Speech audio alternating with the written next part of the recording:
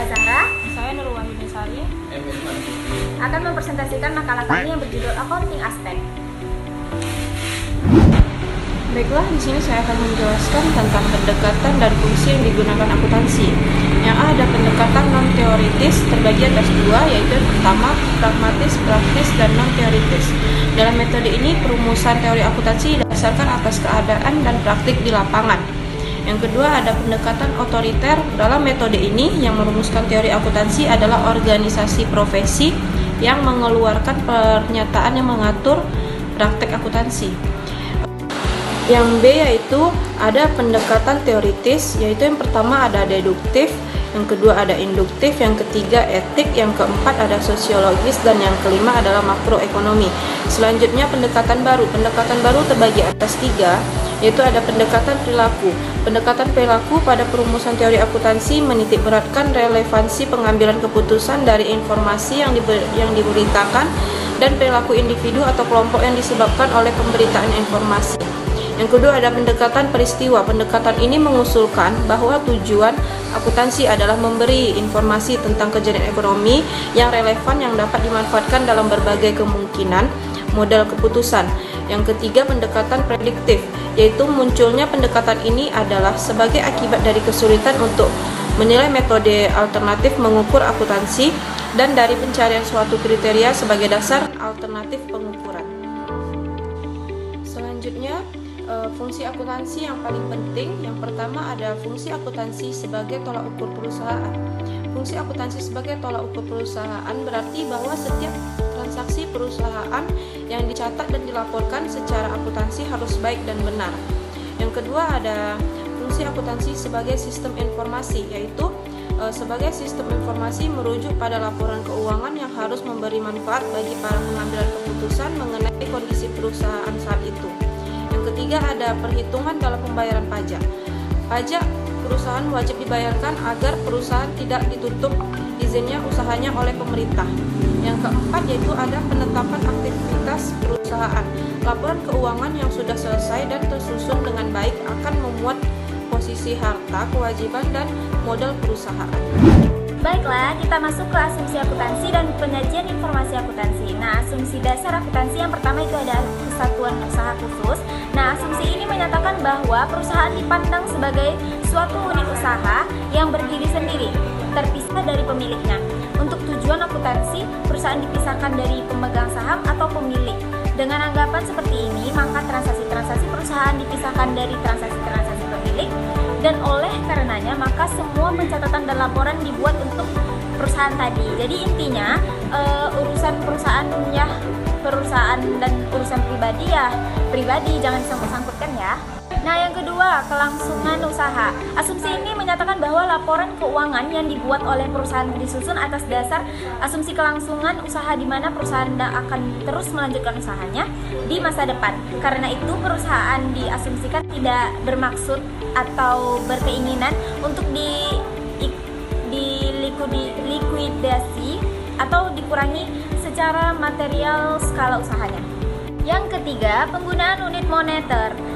Dikarenakan beberapa transaksi yang terjadi dalam perusahaan dapat dicatat dengan menggunakan ukuran unit fisik atau waktu, tetapi tidak semua transaksi itu bisa menggunakan ukuran unit fisik yang sama, sehingga akan menimbulkan kesulitan-kesulitan dalam pencatatan dan penyusunan laporan keuangan. Nah, untuk periode waktu, kegiatan perusahaan berjalan terus dari periode yang satu ke periode yang lain dengan volume dan laba yang berbeda. Masalah yang timbul adalah pengakuan dan pengalokasian ke dalam periode-periode tertentu di mana dibuat laporan-laporan keuangan. Nah, laporan-laporan keuangan ini harus dibuat tepat pada waktunya agar berguna bagi manajemen dan kreditor. Oleh karena itu, perlu dilakukan alokasi ke periode-periode untuk transaksi-transaksi yang mempengaruhi beberapa periode. Penyajian informasi akuntansi. Dalam prakteknya, secara umum itu ada 5 laporan keuangan yang bisa disusun, yaitu yang pertama itu neraca. Itu laporan keuangan yang menunjukkan posisi keuangan perusahaan pada tanggal tertentu. Arti dari posisi keuangan ini yaitu posisi jumlah dan jenis aktiva atau harta dan pasifa atau kewajiban dan ekuitas suatu perusahaan. Nah, neraca memiliki dua bentuk penyajian. Yang pertama bentuk rekening, yang kedua bentuk laporan. Laporan laba rugi adalah laporan yang menggambarkan hasil usaha perusahaan dalam suatu periode tertentu. Nah, dalam rugi ini tergambar jumlah pendapatan dan sumber-sumber pendapatan yang diperoleh. Laporan laba juga memiliki dua bentuk penyajian. Yang pertama itu ada format satu tahap, yang kedua ada format fase berjenjang. Kita masuk ke laporan arus kas, yaitu laporan yang menunjukkan semua aspek yang berkaitan dengan kegiatan perusahaan, baik yang berpengaruh langsung atau tidak langsung terhadap kas. Laporan arus kas terdiri atas arus kas masuk dan arus kas keluar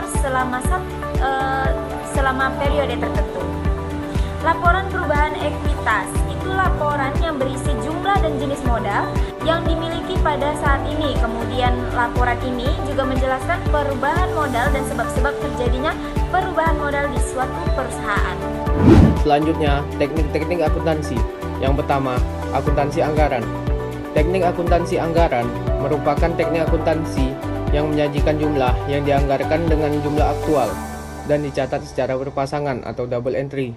Yang kedua, akuntansi komitmen. Akuntansi komitmen adalah sistem akuntansi yang mengakui transaksi dan mencatat pada saat order dilakukan. Akuntansi komitmen dapat juga digunakan bersama-sama dengan akuntansi kas dan akuntansi akrual. Yang ketiga, akuntansi dana. Pada organisasi sektor publik, masalah utama yang dihadapi adalah pencairan sumber dana dan alokasi dana. Penggunaan dana dan peran anggaran sangat penting dalam organisasi sektor publik. Yang keempat, akuntansi kas. Penerapan akuntansi kas, pendapatan dicatat pada saat kas diterima dan pengeluaran dicatat ketika kas dikeluarkan dengan cash basis. Tingkat efisiensi dan efektivitas suatu kegiatan, program, atau aktivitas tidak dapat diukur dengan baik, maka GAAP tidak menganjurkan pencatatan dengan cash basis. Yang kelima, akuntansi akrual.